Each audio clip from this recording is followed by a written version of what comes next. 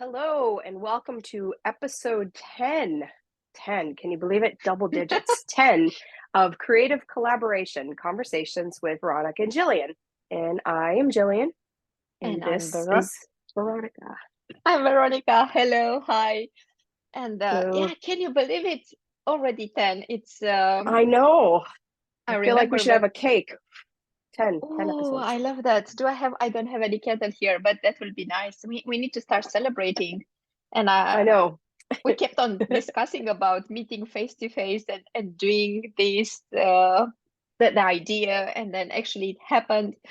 And I'm enjoying it. Me too. I'm really enjoying it, and I'm very grateful for the feedback that we get from the people that actually they are listening, I and know. uh, I and know. they are taking something useful from our conversations, and that's the whole point of this. Hmm. Hmm. And I hope today's episode are going to bring even more value to our listeners and help us Hmm. grow even more, because it's a very fun topic. Actually, we're going to talk about experimentation and how to pivot your business, or do you need to do it? What do you do Mm, to just change it? mm. And let me share this, actually very related to experimentation, because I Sure. feel last week I actually joined a conference, a 2 days conference, that I haven't been to conferences in ages. And what Yeah. I Yeah. realized, speaking with people, I don't know if you had the same thing, but we had a very, very busy networking life and business life before the pandemic, and then everything was put Mm. to a stop and Mm. everything moved Hmm. online.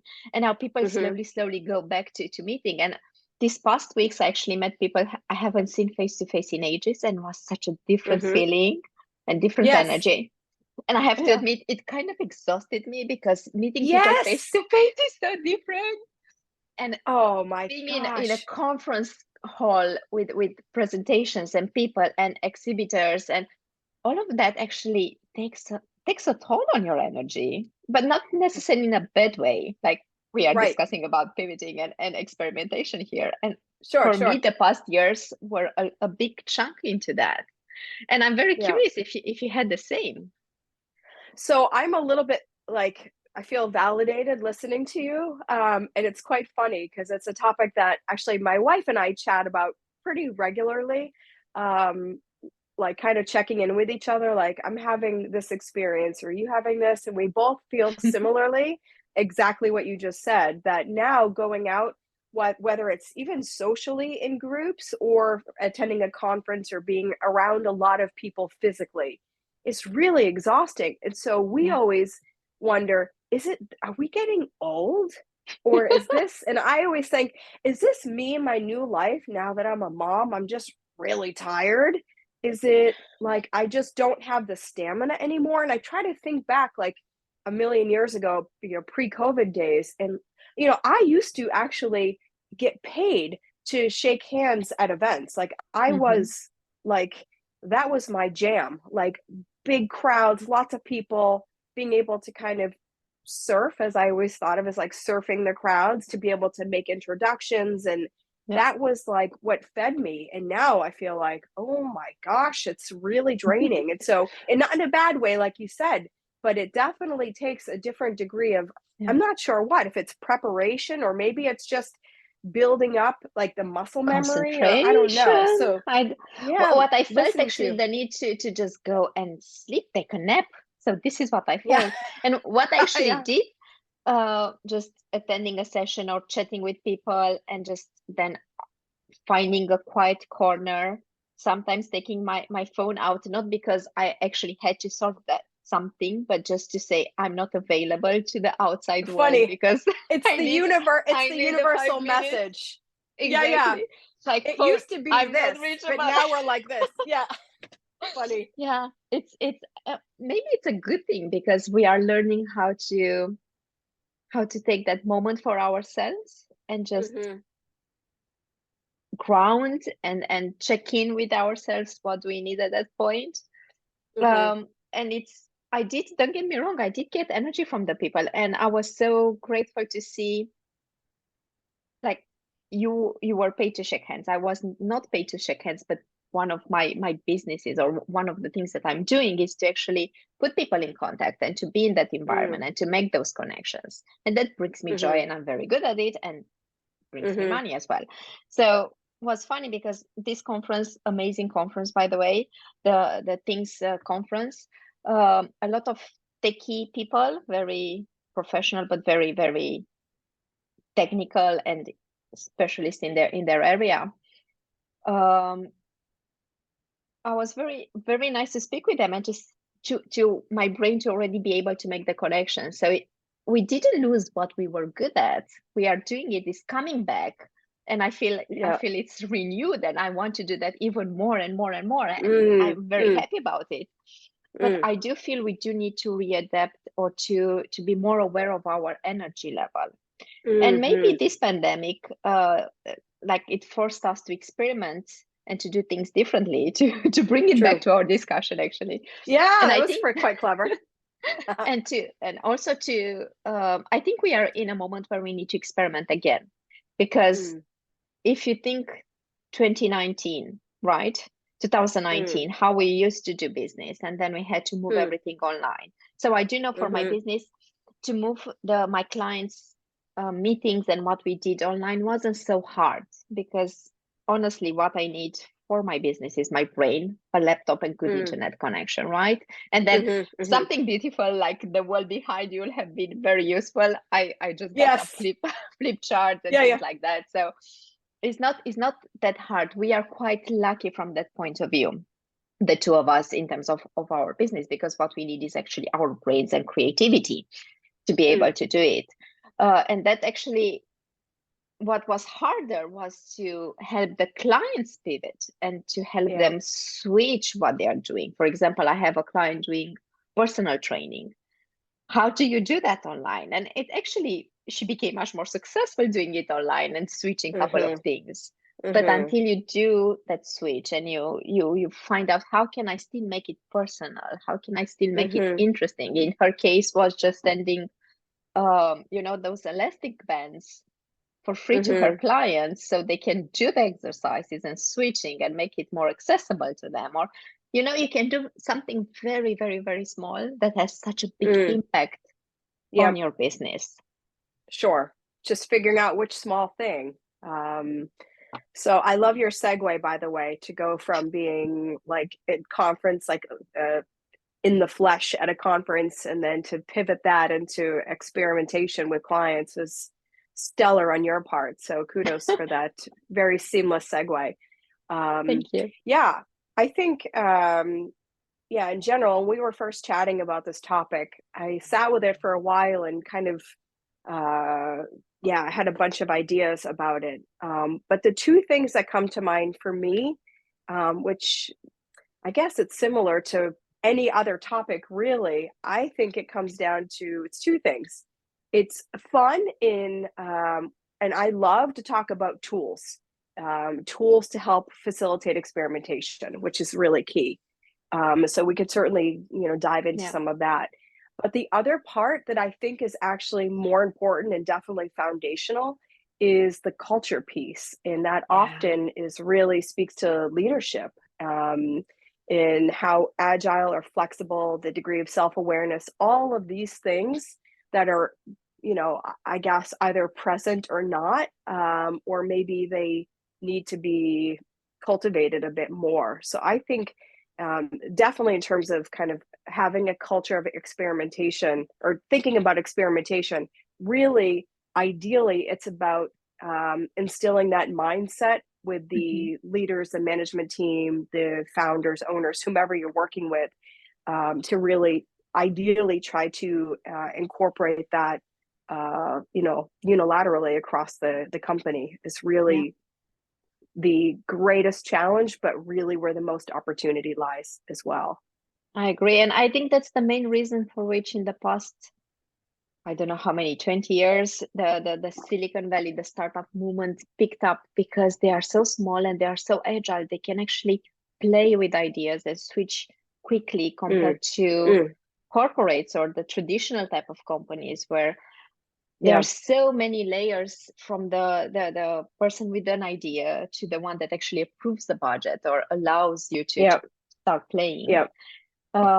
And you do see them trying to switch and change and having different labs inside. Like I'm thinking about the big banks or big corporates that they do try to implement this experimentation culture. Hmm. But makes me wonder, they do, what's the degree of freedom they of ex, and experimentation they actually allow? Because they're still a Yeah. corporate, they are still very strict when it comes to the scope and what they Yeah. want, and how much do they control that. Yeah. And you do see a lot of, one of the methods they go for is like finding out, scouting and finding out small startups with amazing ideas, get them Mm. inside their labs, let's call them Hmm. playgrounds or however you want to call them, funding Hmm. them. However, the majority are dying. And are they Mm. dying because they don't have the space to really experiment? Mm. Mm. Or just because the idea is not good? And we do know the statistics, like, right? Yeah. A lot Yeah, of sure. startups are going to die in the first years, 1 or 2. Definitely first five Yeah. years. Yeah, for Yeah. sure. Majority. Yeah. Yeah. Makes sense. But Um, maybe it will be so you, interesting to define what we understand by experimentation, actually.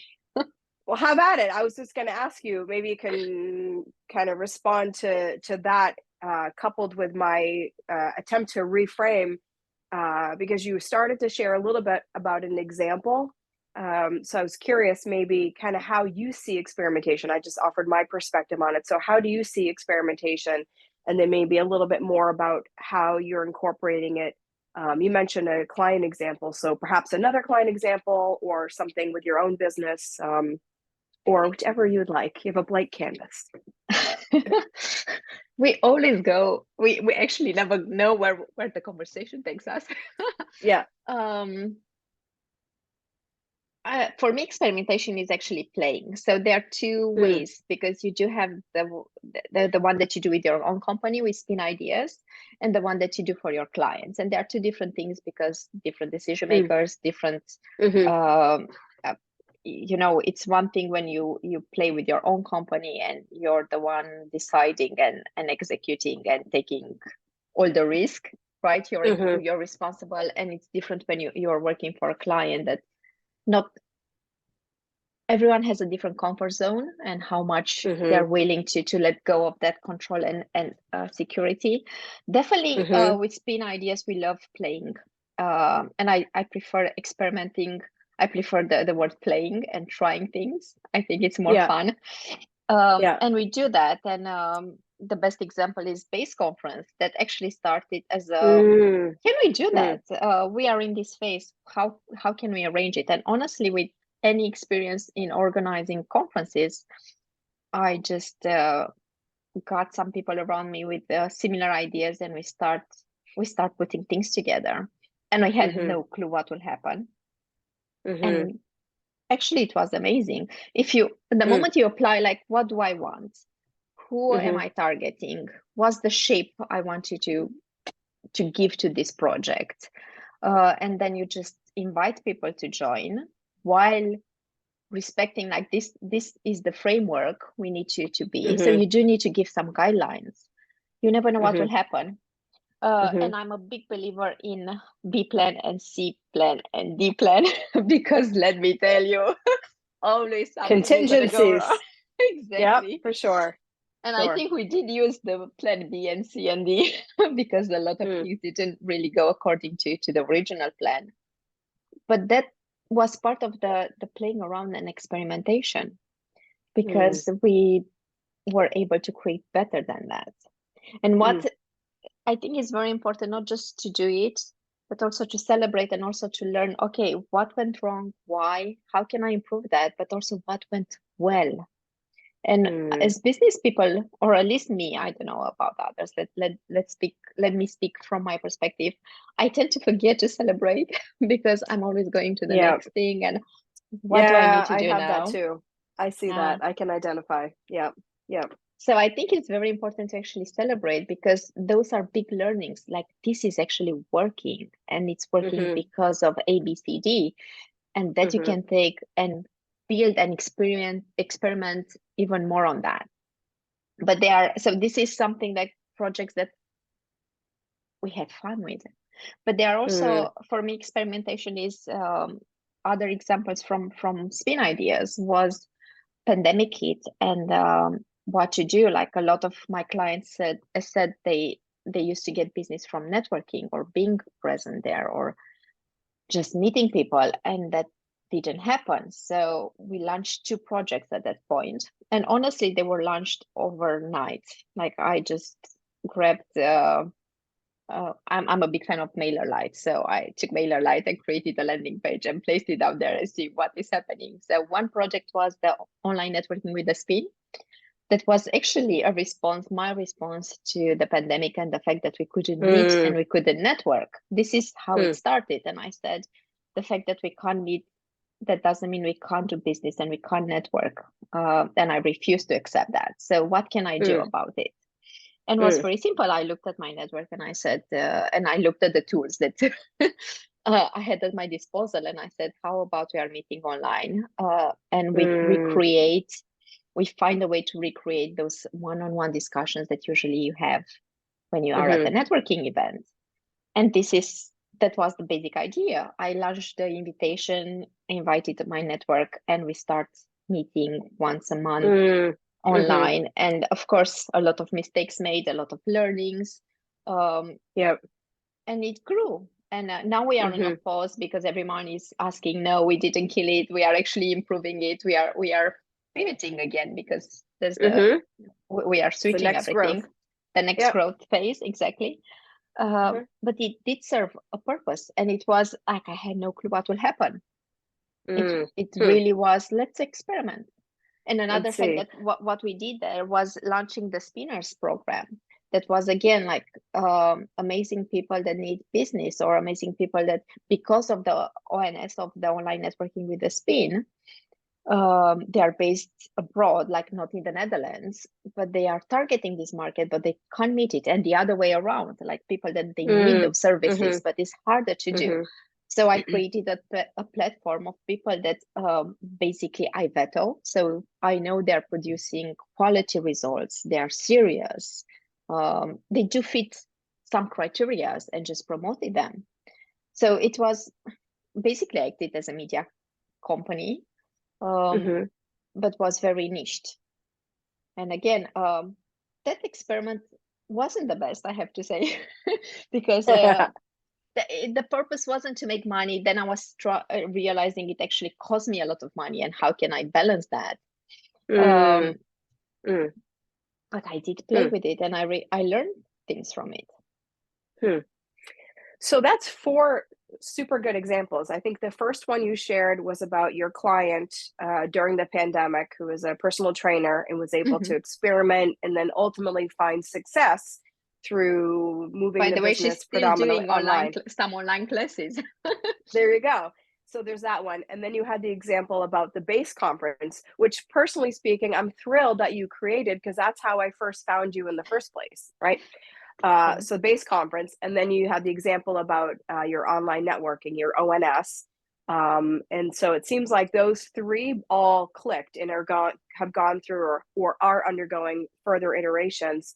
And then your fourth example with the spinner sounds like one that you had the idea, put it together, but maybe realize maybe not so much. It needs to go back to the drawing board kind of thing. Exactly. And then you Sound still about need right? to think if that's correct. And I still see a potential, but the question is, does it make sense for my business?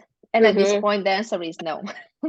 Yes, it's one of my favorite quotes is just because you can doesn't mean you should, I love that. right? Yes, And it's like it's I think an art and a science or a skill to learn or to hire the ability to edit and when to know, you know, what goes on the chopping block and what gets put on the shelf for later or not. So I think exactly. those are some good examples. Um, a couple of other examples that I can share. One, I feel like just to use a third party example that could be well known. I'm not sure. It's definitely a bigger company, but I think there is the small business angle that's of interest to me is booking.com, right? Mm-hmm. So booking.com is known to be running upwards of 25,000 different tests per year.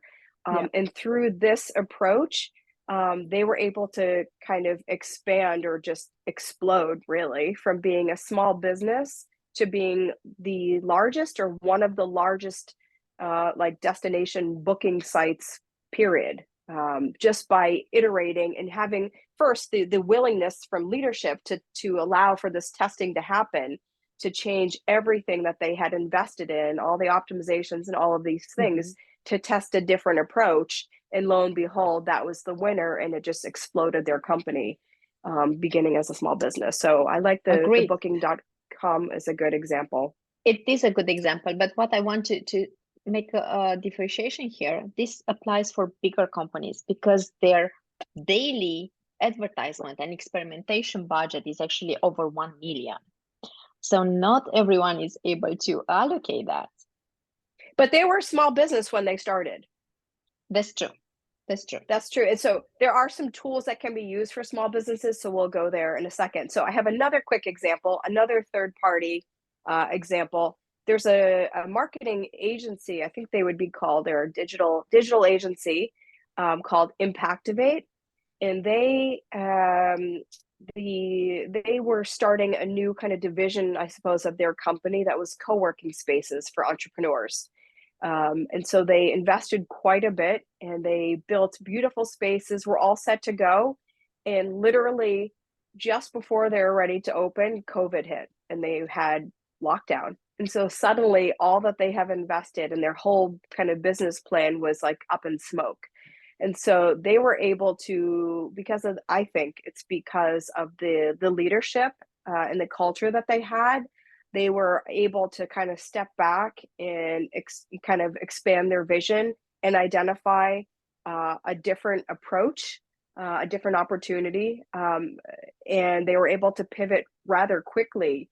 And then instead of providing a physical space for entrepreneurs to work and to get together, they moved it all online and then were able to work through their, I believe it was through their municipality, through a program, and then were able to kind of connect the dots and ultimately educate over 1,100 businesses. So they provided somewhere around, it's like 7,000 hours of digital training and consulting and coaching and such, to help many, hundreds or thousand small businesses to weather the pandemic storm.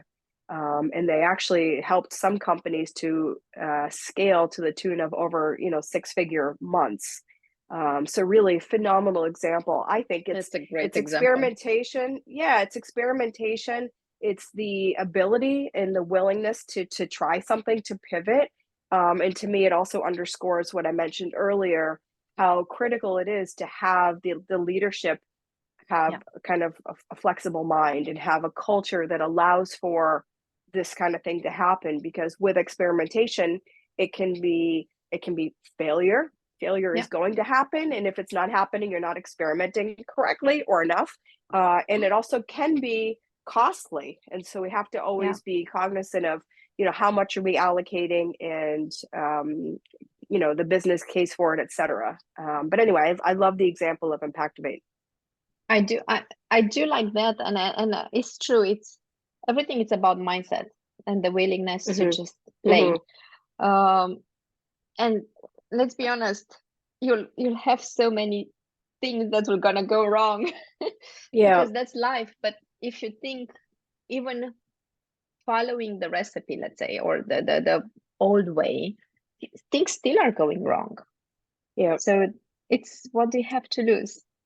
Yeah. I think I think Marie Forleo, I heard it from her, was always ask yourself what can go wrong. So in any Mm. situation that you have, and actually I'm a big fan of this exercise because the moment you ask yourself that and you identify different scenarios and you come up with the solution for each of the scenarios, you realize probably 80% of the problem it's actually in your mind and your fear of Mm. doing or trying something. And Mm-hmm. I love a lot of people are saying, and not a lot, a specific mindset will say, don't do that because then you'll be negative and you're putting negative thoughts and Mm-hmm. you don't go with the right vibe. However, I disagree with that because if you're asking yourself this question and you're thinking about this, I find it more strategic. I find it, I don't know if I've been in the debate team when I was in high school. So what I loved about that, because that's the topic we are discussing, and then you need to come up with arguments for the cause and against it to Mm-hmm. be the devil's advocate. And actually, I Mm-hmm. love this thing because it's not that I'm gonna be mean or things like that, but will help me really properly understand the situation. And Mm-hmm. always, when it comes to everything like politics or religion or everything, my advice or cultures, always you need to understand both sides. Because if Mm-hmm. you're just sticking to one, it's impossible to have a complete understanding. And I find the Mm-hmm. same with this situation, the business one. You have an idea, okay, what can we gain out of this? What can go wrong? Why? And what Mm-hmm. are the solutions? And then you will be able to take a proper decision, like a well-informed decision. And Mm-hmm. if you're able to find solution to the things that scare you or the negative part of whatever it is, um, then you're on the right track. Yeah. Because we know life is not perfect. Always something will gonna go wrong, right? Yes. Always. But it's how do you respond to that? Mm-hmm. How well prepared are you to take on board those difficulties and actually solve them and continue experimenting? And Mm-hmm. I do like what you said, like the quote that you gave, like you can Mm-hmm. do a lot of things, but that doesn't mean you should. Right. And I Right. think that's the hardest part. Like go and Mm-hmm. play, but it's very important to know when do you need to stop? Mm-hmm. Yeah. When like the and I'm curious, I want to bring it back to you, like especially for the booking.com example, like Yeah. when is that moment when you say like 25,000 experiments per day or however, like when is that moment when you need to say that's it, I need to take a step back. Yeah. So I think so to me, there's two things here. I think the culture and the mentality of experimentation should continue and should continue to be nurtured and developed. And that should become, like I said, a foundational piece. Hmm. But then individual experimentations are like campaigns, really. So I think Yeah, you can have I the like that. flexibility, but it's really thinking of it in terms of, okay, what do we want to experiment with and why? Is there a business case for it? And to start to lay out some of the parameters, which you mentioned earlier with some guidelines. So I think that's really important. But it's, yeah, so I think of experimentations kind of like campaigns. Um, but just to dial back for one moment, as you were talking, it made me think about when you were saying about kind of thinking about what could go wrong and how that can be, I think, construed as being a negative viewpoint, which I don't think it is. I agree with what you were saying. It made me recall a conversation I had in a kind of a perspective I learned at a conference many years ago through Seth Godin. So I'm not sure if you're familiar with Seth Yeah, Godin, of course, I love but him. yeah, yeah. So I had an Mentor. amazing one-on-one time with him years ago. That was like an unreal experience. But in any case, so when he was doing his what were they called? Icarus sessions, I believe. His whole vibe, the whole talk was about this might not work. And it was really helpful to me to kind of bring myself mentally from the result phase and like feeling so rigid, like this has to work and try to produce and whatnot, to really kind of shift over to being more open and fluid and kind of playful in just expanding the possibilities of what could be. So that was a really important piece for me. So just to think about, of course, when we're experimenting, it should be for a reason. We want to try Yeah, to improve something or discover something, etc. But to really try to not lose that flame of curiosity, I think. So experimentation should kind of sprout from curiosity. So the Seth Godin piece, and it also reminded me of, do you know, I don't know if you know James Altucher. Mm-hmm. So he's a pretty prolific podcaster and a million other things, entrepreneur, etc. But the one of my biggest takeaways from him is ideas. And so he now has a new startup, I think, called Notepad, where you share your 10 ideas. And so the reason that I connect those dots is because of this kind of mindset of experimentation. I think it really ought to grow from, or it will grow better if there's a container of abundance where you feel like there's new ideas, and it's not, like it loosens the pressure on one when you think there's always new ideas. There's always going to be new ideas. So it's not like you've got this one idea, Yeah, we're going to experiment and we need a certain result. It doesn't have to be so stringent. So this I idea of love like that. kind of, yeah, so I just It wanted to gives you share a little, space. Yeah, it yeah, gives you exactly. space. Yeah, just like a little hat tip to James Altucher, and that has been helpful to me over the years.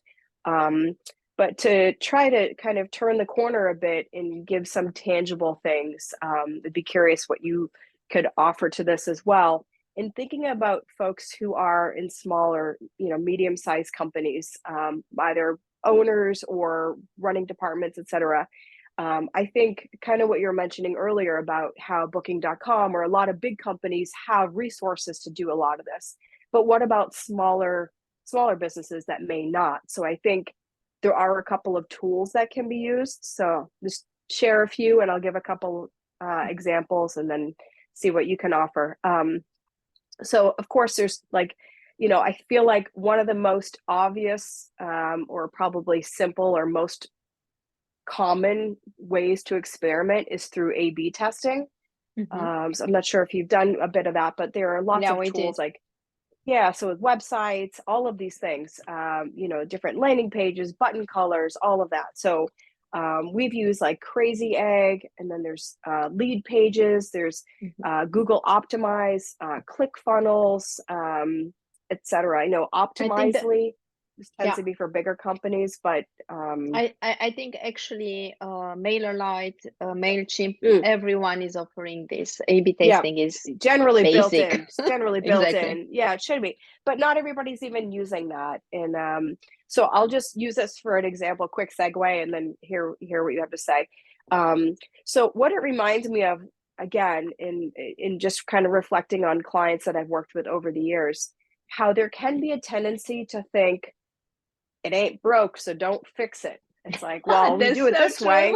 Yeah. It's like, well, we do it this way. Well, why do you do it that way? Well, because that's the way we do it. It's interesting. So Yeah. there's so much of it is like the headset about so first of all, for things to be working, I say this lovingly because I no, I don't love all of my clients, but I really appreciate a lot of them. Some of them are characters. But there's things that we say as business owners or as people that we don't ever necessarily stop and think about what we're saying. So it's things like, oh, we do it this way because it works really well.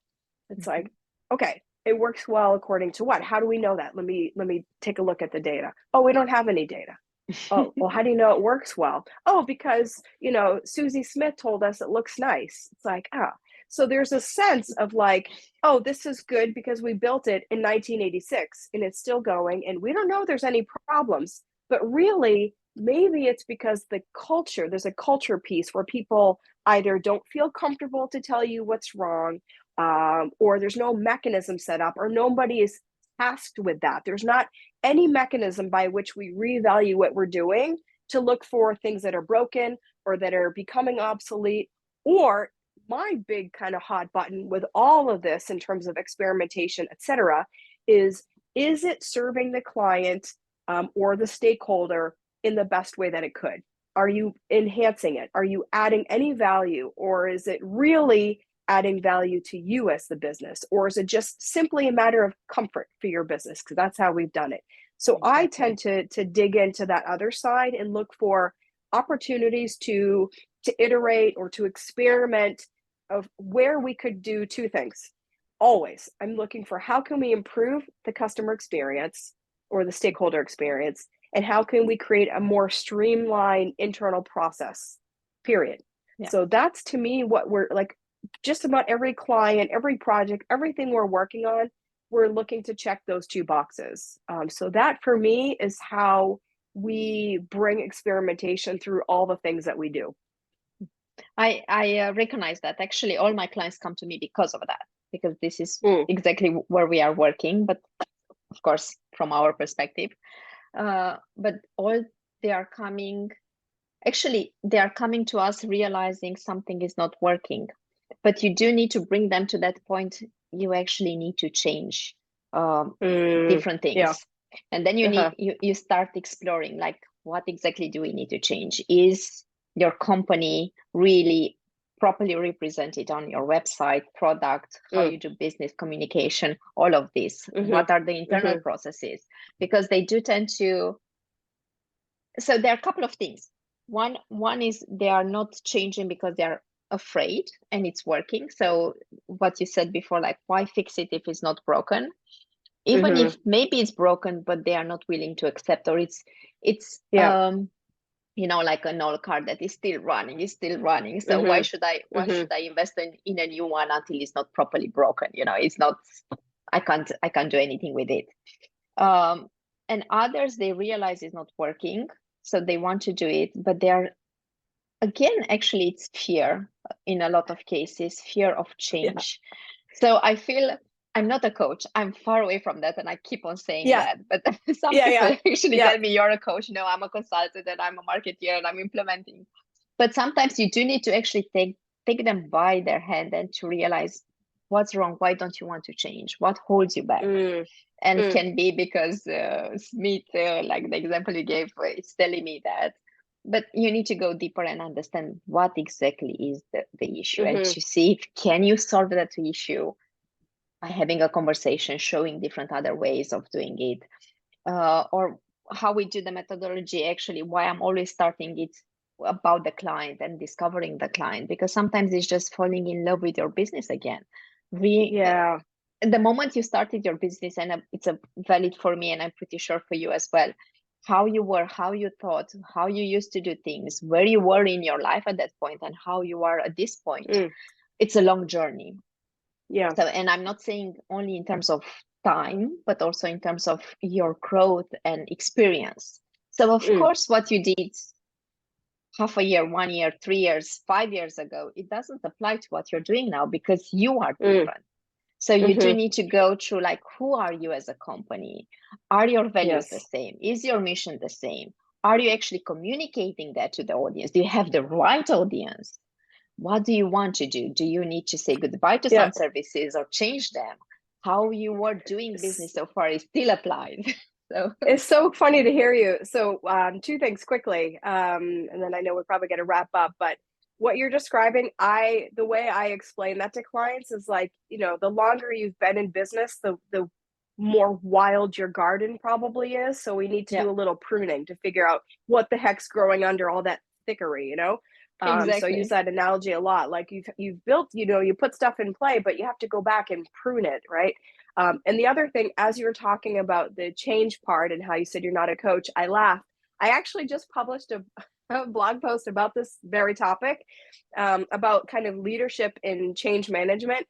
And I often say that, over the years, I've had a lot of experience with this. And so I say clients often want change right up until the moment it's time to change. And then it's like, oh, forget about it. So I always joke about this with them, and I ask them right up front, like, how are you with change? Like, what's the last thing you changed? But here's the thing. I think it's the fear piece. Yes, the fear is the low-hanging fruit. However, I feel like the sometimes hidden stepsister is complacency. And for me, that is a harder one to overcome, because when people are so just in it, it's harder to kind of get some momentum. So I think those two things, the fear part, fear is more, I don't want to say that fear is normal and complacency is abnormal. I don't want to frame it that way. No, but the fear part, we understand, it's common. Well, complacency can be more too, acceptable. But yeah, exactly. We talk about the fear, but the complacency piece is a tougher nut to crack. So I would add one more thing to that, actually, lack of clarity, because I do like your analogy with the garden. and if you keep on adding things, it becomes too what's the word I'm looking, too much, too it's you can't see the forest because of the trees. So there are too many things Yes. that require your Cluttered. attention. Cluttered, thank you. That Mm, was the word.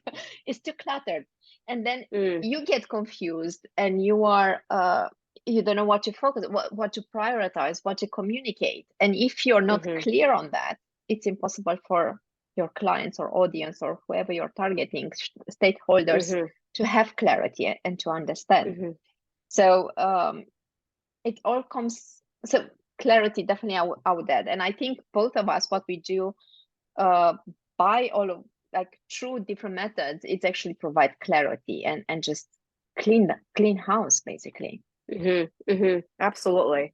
So I feel like we gave a lot of examples, and I feel like, oh my gosh, I actually didn't know how this conversation was going to go, and it turns out we're like, pa pa pa pa pa. So anyhow, That's the beauty I of feel this, huh? like I know it's fun. This is what we're supposed to be doing, having fun. So hopefully, folks have gathered, at least picked up one nugget from today, but we certainly covered, we mentioned some tools, we gave a bunch of examples. So I feel like it's applicable really to everybody, regardless of the size of the company or the role, Yeah. is to dig into the tangible pieces, the tools, and what you're experimenting, maybe some of the parameters around it, or maybe there's more work to be done on the kind of culture side and the leadership side. So But all hopefully folks starts will with the do that. willingness to actually play. Yep. Yeah, yeah. And The you can do willingness it to very play. small and Yeah, grow it to a bigger scale. So no yeah, excuses, doesn't matter if you're a small company, have no budget. It can be done with, like I did the ONS, with a yeah. simple post Mindset is on. free. Mindset is Exactly. free. Go So for it. um Cool. as always, I'm going to invite everyone to share in the comments or send us a private message with their current experimentation. What do they do? I'm very curious to hear from you. And thank Hmm. you, Jillian, for another very, very fun and Yeah. Riveting conversation. conversation. Riveting. Yes. Yeah. Thank you, everyone, for All listening. right. Until next time. Ciao.